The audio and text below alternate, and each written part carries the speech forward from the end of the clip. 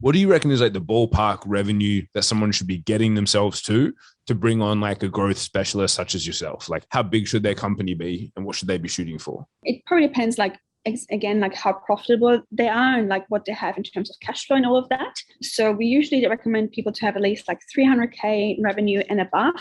Our sweet spot is like 500,000 and above.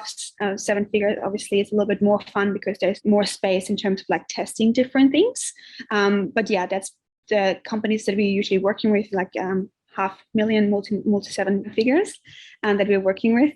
And then once they're at this stage, because sometimes they're like growing very quickly and they have not looked into like all those hidden money pockets that are still like lying around. So very often it's a good time for them to have someone coming in to make an assessment and an evaluation of like the overall flow on the website.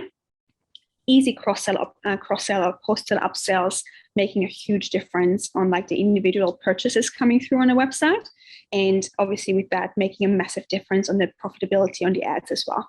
So that's something that we're recommending to look into, as well as like segmentations of emails to make sure you're actually segmenting the different people based on like where they are in their journey. And then also with the ads themselves, looking into what kind of products do we want to focus on, potentially looking into like different markets like the US market, New Zealand, Australia, see how we go with that.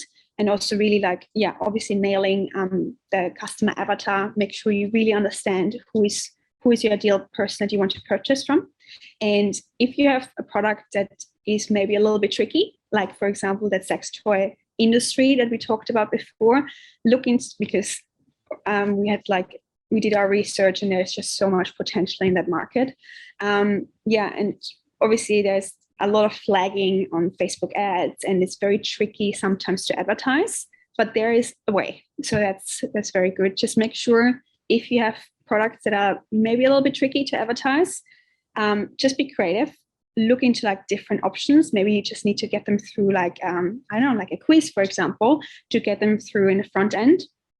And then convert them through email marketing through a different and like very clever strategy. Just make sure to think outside of the box and also look into like what your competitors are doing as well.